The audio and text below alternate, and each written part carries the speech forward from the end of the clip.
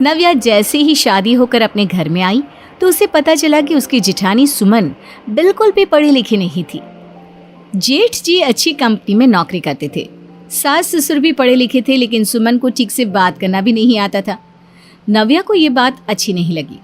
उसकी नज़र में उसकी जिठानी गवार किसी काम की नहीं थी और नव्या उसे बिल्कुल भी पसंद नहीं करती थी।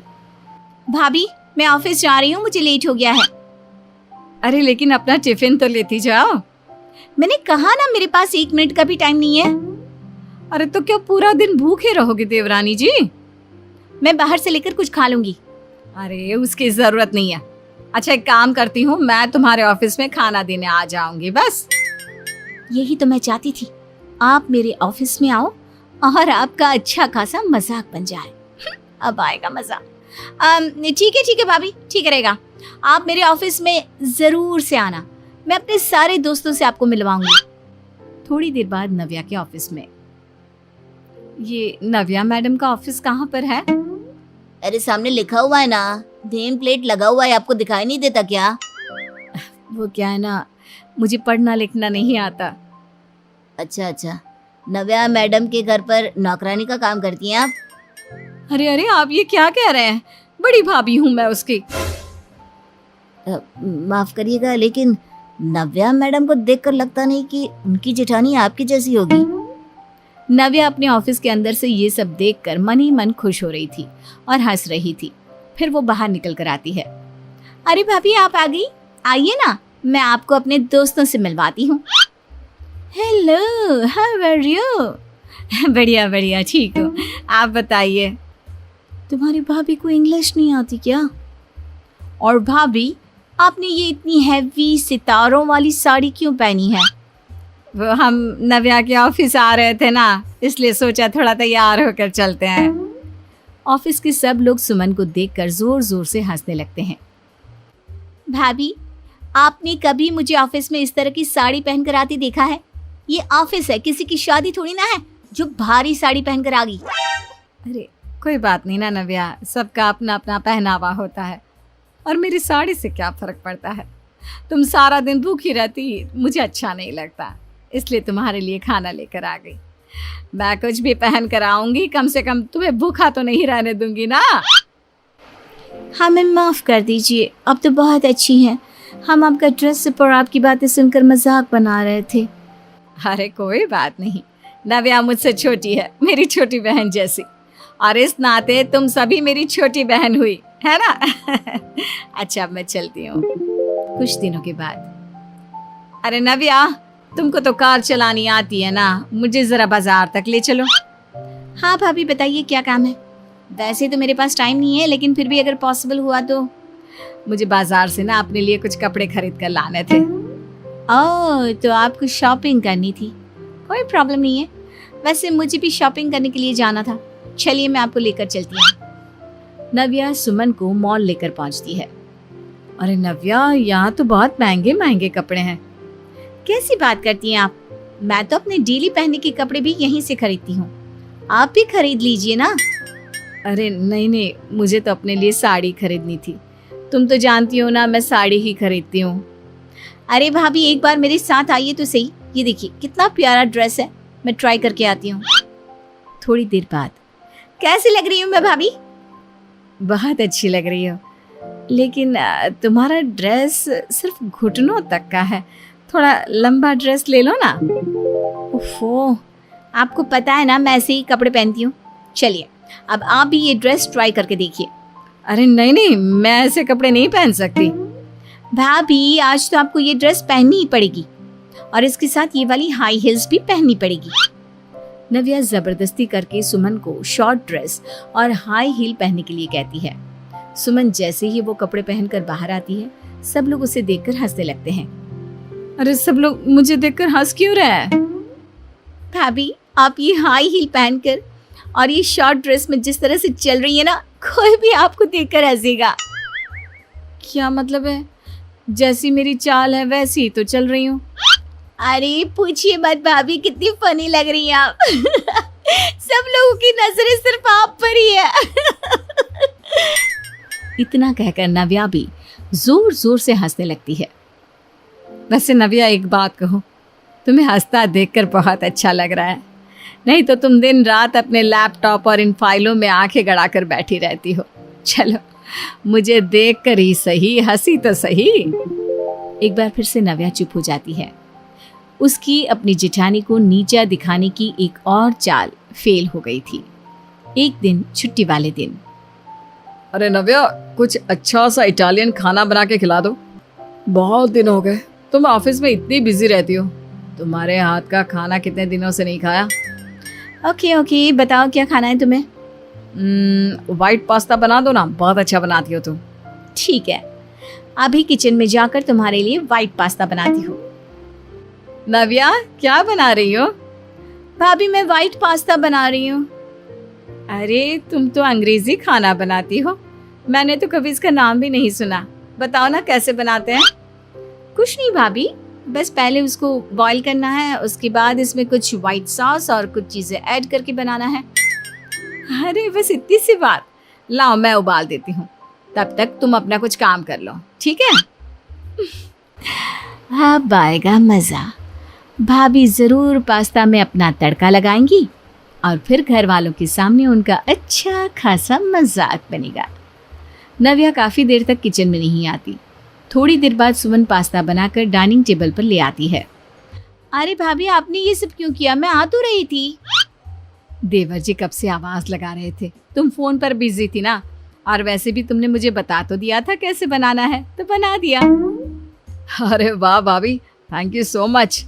आज तो आपके हाथ का स्पेशल पास्ता खाएंगे। हाँ हाँ देवर जी, क्यों नहीं, पहली बार बनाया है। अरे बनाया क्या, मैंने तो नाम भी पहली बार सुना था। अरे वाह भाभी, कमाल कर दिया आपने तो। इटालियन पास्ता में प्याज और लहसुन का तड़का मार दिया, और वो भी प्रॉपर इंडियन मसालों के साथ। भाभी ने इंग्लिश खाने को भी अपनी तरह देसी बना दिया। भाभी, आपका भी कोई जवाब नहीं। आप हर चीज को कितनी आसानी से गंवार बना देती है। लेकिन मैंने तो पूरी कोशिश की थी अच्छा पास्ता बनाने की। क्यों, क्या आपको भी भाभी का गंवार पास्ता अच्छा लगा? आई नो, आपको पसंद नहीं आया होगा, दोबारा बना कर लाती हूँ अभी। अरे नहीं नहीं नव्या, पूछो मत, ऐसा पास्ता तो मैंने अपनी जिंदगी में नहीं खाया। अरे वो क्या व्हाइट सॉस डालकर फीका फीका सा बना देती हो तुम। भाभी ने तो इसमें मस्त लाल मिर्ची का तड़का लगाया है। भाभी, वादा कीजिए आप मुझे ऐसा पास्ता बनाकर बहुत जल्द खिलाएंगी। हाँ हाँ देवर जी, क्यों नहीं। आप और नव्या तो मुझसे छोटे हैं, आपके लिए इतना तो मैं कर ही सकती हूँ ना। और इस तरह एक बार फिर से नव्या की चाल उस पर ही भारी पड़ गई। कुछ दिनों के बाद, नव्या, मैं अपने मायके जा रही थी। देखो, अगर तुम्हारे पास भी छुट्टी हो तो तुम भी मेरे साथ मेरे मायके चलो। लेकिन भाभी, आपका मायका तो शायद किसी छोटे से गांव में है ना? हाँ, मायका है तो मेरा छोटे से गांव में, लेकिन तुमने तो कभी गांव नहीं देखा। चलो ना, बहुत मजा आएगा तुम्हें। ठीक है भाभी, आप कहते हैं तो मैं आपके साथ चलती हूँ। लेकिन देखिए, मैं गांव के माहौल में ज्यादा नहीं रह सकती, हम शाम को ही वापस लौट आएंगे। नव्या सुमन के साथ उसके गांव पहुंचती है। माँ, ये मेरी देवरानी है नव्या, बहुत पढ़ी लिखी है। अरे वो तो इसके कपड़े देखकर ही लग रहा है, शहर की है ना तुम्हारी देवरानी। देखो तो गांव के सब लोग इसे घूर घूर कर देख रहे हैं। हाँ, लेकिन सब लोग मुझे ऐसे क्यों देख रहे हैं? वो क्या है ना नव्या, गांव में कोई ऐसे कपड़े नहीं पहनता ना, तो सब लोगों को थोड़ा अजीब लग रहा है। पर कोई बात नहीं, तुम आराम से रहो।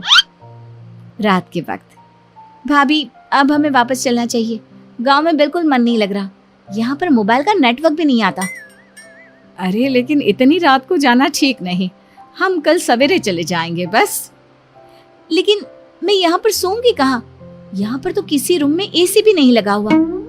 इधर आओ, मैं तुम्हें भगवान जी के लगाए हुए एसी में सुलाती हूँ। भगवान जी का लगाया हुआ एसी, वो क्या होता है भाभी? ऐसे तो किसी ब्रांड का नाम मैंने नहीं सुना। सुमन नव्या को अपने घर की छत पर लेकर जाती है और वहां पर पड़ी हुई एक चारपाई की तरफ इशारा करके कहती है, ये देखो, यहाँ पर सो जाओ, बहुत ठंडक है और रात को इतनी अच्छी नींद आएगी कि तुम सोच भी नहीं सकती। नहीं नहीं, मैं इस तरह खुले में खाट पर तो बिल्कुल नहीं सो सकती। मुझे तो एसी वाले कमरे में ही सोने की आदत है। अरे एक बार मेरे कहने पर सो कर तो देखो नव्या, फिर बात करना। पास में पड़ी दूसरी चारपाई पर सुमन चादर ओढ़कर आराम से सो जाती है। नव्या भी मुंह बनाकर खाट पर लेट जाती है और जैसे ही उसकी नजर आसमान में चांद सितारों पर पड़ती है, ओह माय गॉड, आसमान कितना सुंदर दिख रहा है। ऐसा तो मैंने पहले कभी देखा ही नहीं। उस एसी वाले बेडरूम के अंदर से तो ये सारी चीजें नजर ही नहीं आती। नव्या देर तक आसमान को देखती रहती है और फिर उसे नींद आ जाती है। सुबह के वक्त, अरे नव्या उठो, शहर नहीं चलना क्या? कितनी गहरी नींद में सो रही हो। अरे भाभी क्या बताओ, ऐसा लगा जैसे जिंदगी में पहली बार इतनी अच्छी नींद आई है। अब सही कह रही थी, यहाँ पर तो सचमुच भगवान का लगाया हुआ एसी है। कहा था ना मैंने तुमसे, अब जल्दी चलो, देर हो जाएगी। भाभी आप कितनी अच्छी हैं। मैं आपसे एक बात के लिए माफ़ी मांगना चाहती हूँ।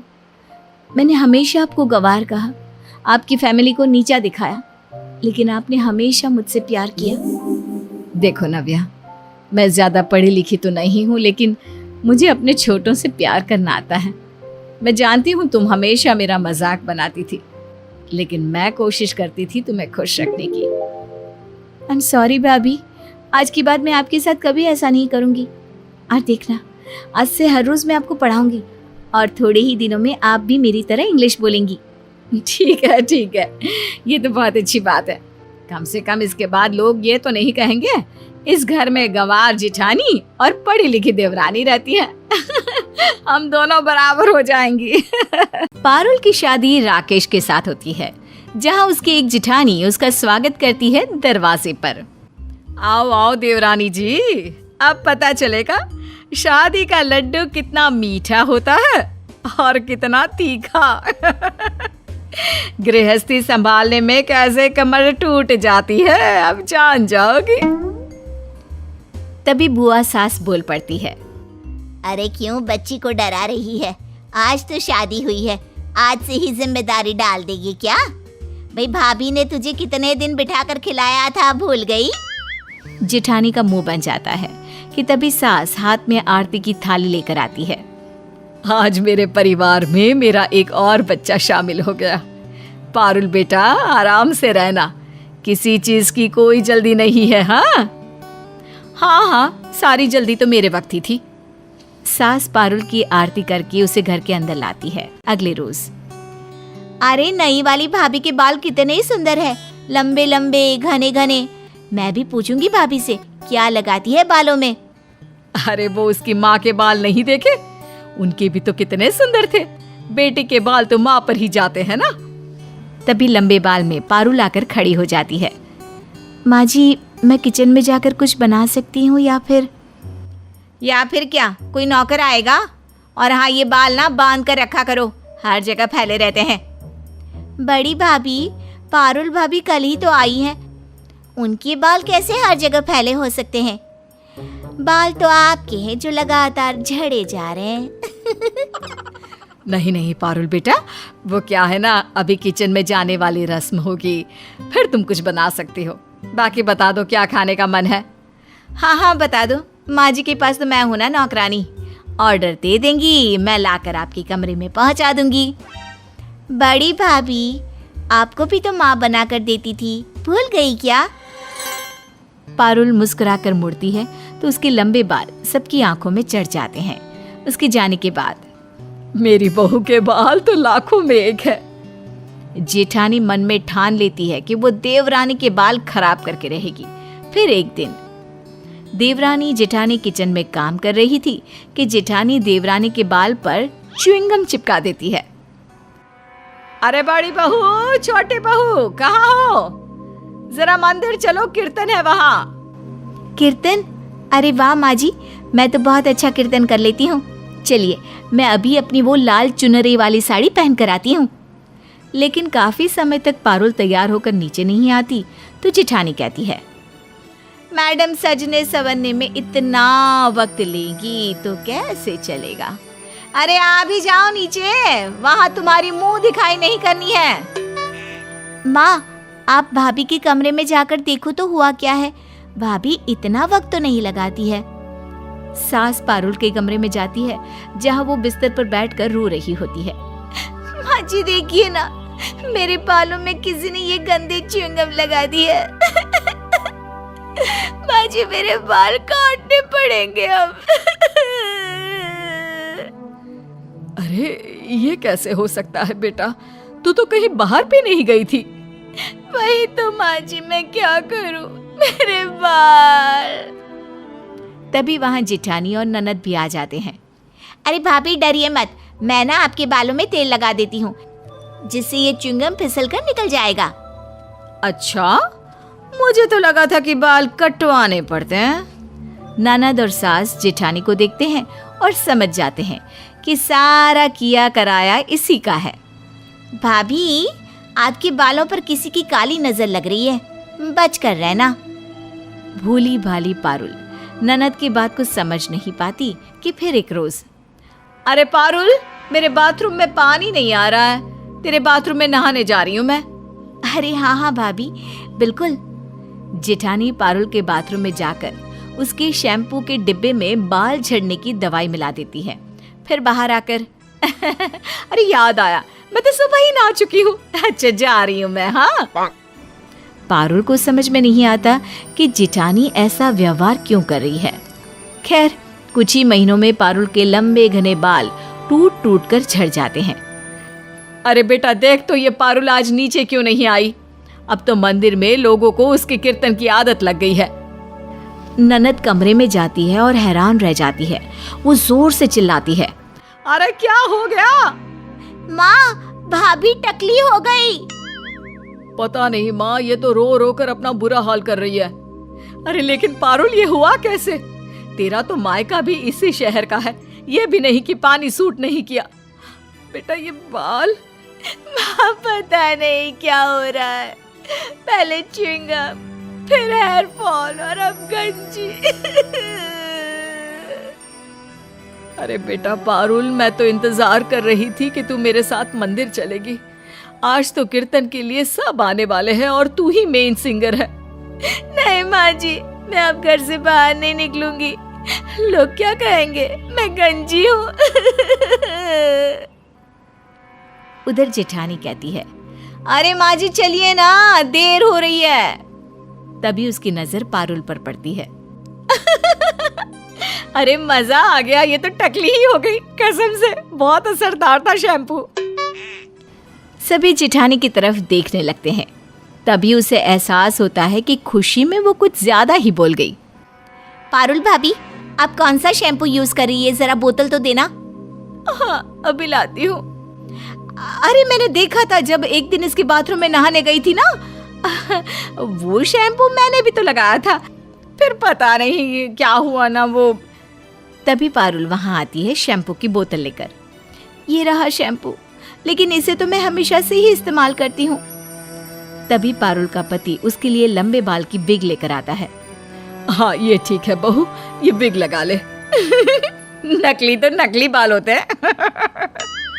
बहू, ये तेरे पहले बाल जैसे ही है, चल अब मंदिर चलते हैं। और हाँ, तुझे ज्यादा फील हो रहा है तो सर पर पल्ला रख लेना। पारुल सास के साथ मंदिर चली जाती है, लेकिन वहाँ, अरे पारुल बेटा, गाना नहीं गाएगी आज? अरे क्यों नहीं, जरूर गाएगी, गा बेटा। नहीं माँ, मेरे बाल। ये बोलकर पारुल सबके सामने रोने लगती है। अच्छा अच्छा, कोई बात नहीं बहू, घर चल। घर आकर ननद कहती है, भाभी आपके नए बाल आ जाएंगे, लेकिन तब तक आपको अपना कॉन्फिडेंस बना के रखना है। नहीं दीदी, मेरे बाल क्यों झड़ गए, ये कैसे पता चलेगा? कहीं मुझे कोई बड़ी बीमारी तो नहीं हो गई? अरे नहीं नहीं भाभी, आपके बाल क्यों झड़े ये कल सुबह तक मैं आपको पक्का बता दूंगी, लेकिन तब तक आप वादा करिए कि कोई नेगेटिव बात नहीं सोचेंगी। सभी अपने कमरे में चले जाते हैं और फिर अगली सुबह, अरे मेरे बाल। क्यों, तेरे बाल तो सही है, क्यों पारुल बहू की नकल कर रही है? जेठानी हाथ में झड़े बाल लेकर आती है। ये देखिए माँ जी, पारुल की तरह मेरे बाल भी झड़ रहे हैं। यानी मेरे शैम्पू में भी किसी ने वो टकला होने वाली दवाई मिला दी है। तभी तो मेरे बाल। देखा पारुल भाभी, मैंने कहा था ना आपके बाल फिर से आ जाएंगे, क्योंकि आपके बाल किसी बीमारी से नहीं बल्कि किसी की गंदी चालाकी से गए हैं। हाँ, उस दिन भाभी मेरे बाथरूम में गई थी, बोल रही थी नहाना है, लेकिन फिर बिना नहाए ही निकल आई। क्यों बड़ी बहू, तू तो बोल रही थी कि तू नहाई थी पारुल बहू के कमरे वाले बाथरूम में। मुझे माफ कर दो, पर मेरे बाल लौटा दो मुझे। भाभी, वो आर्टिफिशियल बाल है जो मैंने आपके तकिए पर रखे थे, ताकि आप सारा सच उगल दो। फिक्र मत करो, आपके बाल झड़े नहीं है।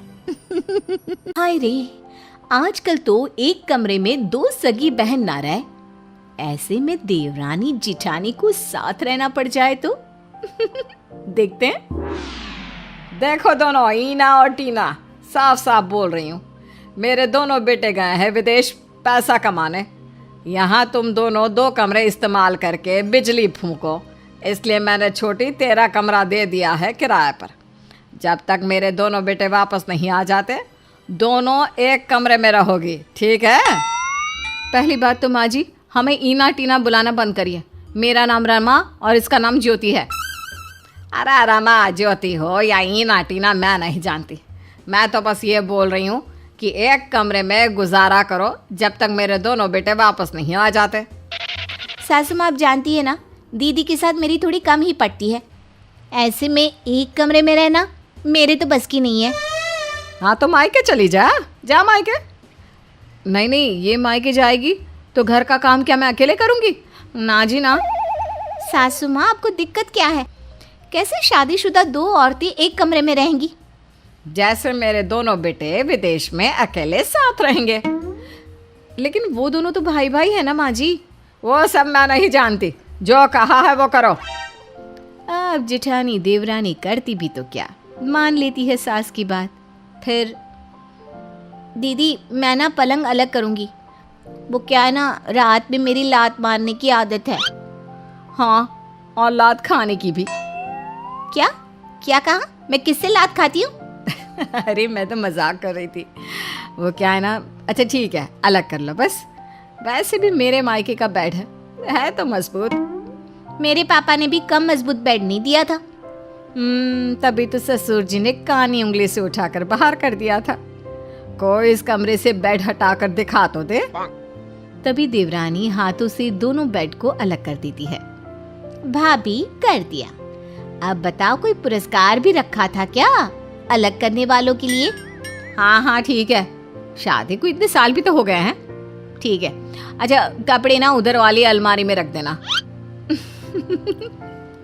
अब 2 जानी दुश्मन एक कमरे में शिफ्ट हो चुके थे। सोने तक तो मामला ठीक था, लेकिन रात में पति के फोन में घर की बुराई भलाई अब कैसे होगी, ये सबसे बड़ी समस्या थी। वो क्या है ना, मुझे पसंद नहीं है कि मैं और ये बात करे तो कोई सुने। अब एक कमरे में तो ये दिक्कत ही होगी ना। हाँ, जैसे मेरे पति का फ़ोन आता है तो मैं लाउड स्पीकर में डालकर मोहल्ले को सुनाती हूँ। देखिए दीदी, मुझे भी पसंद नहीं है कि इनके फ़ोन के बीच में कोई डिस्टर्ब करे। तो ठीक है ना, कमरा तो मेरा है, तो जाहिर सी बात है कि तुम्हारे पति का फ़ोन आए तो निकल जाना बाहर। हाय रे, देवरानी को तो ये बात किसी तीर से कम नहीं लगती। वो ज़ोर ज़ोर से चिल्लाती है और बाहर निकलकर अपने कमरे में जाती है, लेकिन उसके कमरे का दरवाज़ा कोई और औरत खोलती है। क्या है, कौन हो और क्यों चिल्ला रही हो मेरे कमरे के सामने? तेरे कमरे के सामने? अब ये मेरा कमरा है, चल निकल बाहर। ओए, पूरे 5,000 दिए इस कमरे के उस बुढ़िया को। और हाँ, मेरे पति के साथ मैं कोई बात कर रही हूँ, मुझे पसंद नहीं कि कोई मेरे पति और मेरे पीछे आए, समझी? ये बोलकर वो जोर से देवरानी के मुंह पर ही दरवाज़ा बंद कर देती है। देवरानी सास को देखती है, जो सामने खड़ी होकर थूक लगा लगा कर नोट गिन रही थी। बुढ़िया को तो बस नोट चाहिए, फिर दुनिया कहीं भी जाए। वो पैर पटकती जेठानी के कमरे में जाती है, जहाँ दरवाज़ा बंद होता है। लगता है जेठ जी का फ़ोन आ गया। हाय रे, मैं क्या करूं? क्या पापा कहाँ शादी कर दी, जाहिल गंवारों के बीच। देवरानी भी बाहर जाकर पति से बात करती है और उसे सारी बात बताती है। हाय रे मेरी रसमलाई, तेरे लिए तो मैं यहाँ अमेरिका में बंगला बनाऊंगा। मेरी जान, बस कुछ महीने माँ को मैनेज कर ले, फिर तो तेरे लिए पूरा ताजमहल खड़ा कर दूंगा। देवरानी भी पति की मीठी मीठी बातों में आ जाती है और सोच लेती है कि जब तक वो पति के साथ नहीं हो जाती तब तक तो मैनेज करना ही होगा। वो बाहर लॉन के गार्डन में बैठ जाती है कि तभी खिड़की से जेठानी आवाज लगाती है, लॉन का सैर सपाटा हो चुका है तो थोड़ी देर के लिए ऊपर भी आ जाओ, सो जाओ, नहीं तो कल को कहोगी जिठानी ने कमरे से निकाल दिया। देवरानी को गुस्सा तो बहुत आता है, लेकिन क्या करे, वो कमरे में जाती है और सो जाती है। वो सो ही रही होती है कि सुबह के ठीक 5 बजे जेठानी जोर से पाती है।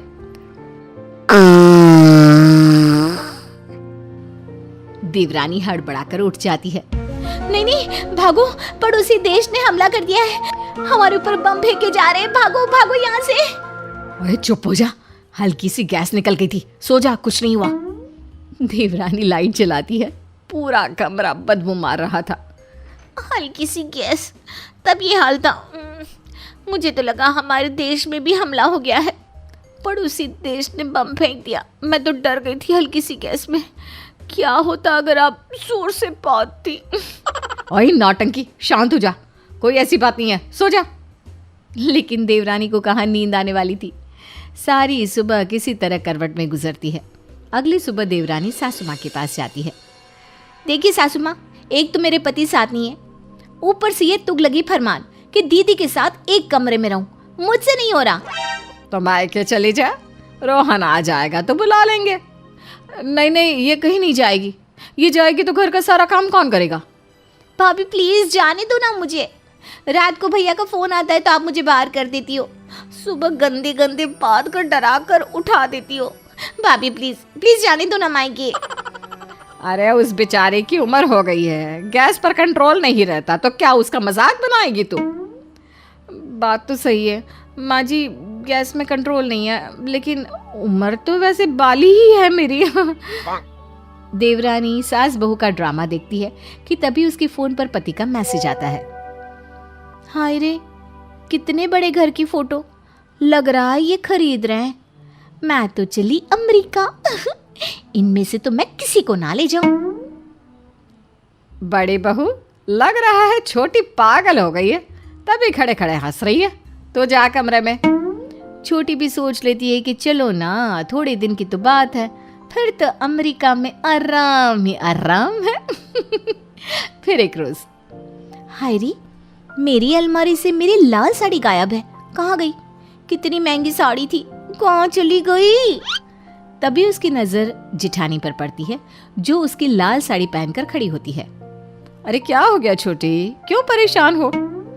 वो क्या है ना, कुछ नहीं, बस कुछ ही दिनों की तो बात है, फिर मैं कहाँ, आप लोग कहाँ, क्यों? कहाँ का क्या मतलब है? देवर जी को छोड़कर किसी और के साथ जा रही हो क्या तुम? देवरानी को तो जेठानी की बात पर बहुत गुस्सा आता है। वो तो आप ही छोड़ रही होंगी जेठ जी को, जो मुझे कह रही हो। दोनों की लड़ाई में सास बीच में आ जाती है। क्या है, क्या मजाक बना रखा है? दोनों कमरे में जाओ, नहीं तो दोनों को घर से बाहर कर दूंगी, फिर सीधे तलाक के कागज पहुंचेंगे दोनों के घर में। दोनों बहुएं डर के मारे कमरे में चली जाती है। वहां जाकर, तुझे तो मैं इस घर में देखना भी नहीं चाहती हूँ, एक बार, बस एक बार मैं बाहर चली जाऊं, फिर निपटूंगी तुम लोगों से। आप बाहर कहाँ जाओगी? आपको तो बड़ी बहू होने का फर्ज निभाना है, सासू माँ को देखना है मरते दम तक। मैं तो चली अमेरिका। बिड़ी आई मुझे समझाने वाली। अरे शादी के 13 साल निकाल दिए बुढ़िया को देखने में, तुझे आए जुम्मा जुम्मा 2 साल नहीं हुए। तू बताएगी मुझे कि क्या करना है मुझे? भाई मैं तो चली पति के पास, समझी? ओह, तो लग रहा है कि जेठ जी ने भी इन्हें अमेरिका के सपने दिखा रखे हैं। लेकिन मैं तो नहीं रहूंगी यहाँ, कुछ तो करना ही होगा। डायरेक्ट बात करती हूँ। देवरानी जेठानी के पास जाती है। देखिए दीदी, अमेरिका ये गए थे, भाई साहब तो बस साथ गए हैं इनको सेटल करने। अब ये क्या नया नाटक है कि आप भी अमेरिका जाएंगी? तो क्या हो गया, इस घर में बहुत काम कर लिया मैंने, तू भी बहू है, तेरा भी फर्ज है, मैं ही क्यों पीसती रहूं? अरे क्या हो गया, क्या पीसना है पीस लो ना। और हाँ, मिक्सी का इस्तेमाल करने की ज़रूरत नहीं है। जो मज़ा हाथ से पीसे मसाले का है वो मिक्सी का कहाँ। लो, अब इनका अलग ही राग शुरू। देवरानी कमरे में आ जाती है और सोचने लगती है कि कैसे जेठानी पर लगाम लगाया जाए। लेकिन कहते हैं ना, जहाँ चाह वहाँ राह। देख छोटी, मैं बड़ी हूँ तो राज भी मेरा ही चलेगा, समझी? ना मायके जाना है ना ही अमेरिका। यहीं रहो, घर का काम करो और सास की सेवा, समझी? चलो, मुझे नींद आ रही है, कमरे से बाहर जाओ। क्यों जाओ कमरे से बाहर? अभी तो जेठ जी का फोन भी नहीं आया। आ गया है, होल्ड में है। जाओ ना, बाहर निकलो अभी। देवरानी बाहर खड़ी हो जाती है। थोड़ी ही देर में अंदर से जेठानी की आवाज आती है। हाँ हाँ, हो गई बात, आजा अंदर। देवरानी अंदर जाती है। उसे शक होता है कि हो ना हो दाल में कुछ काला है।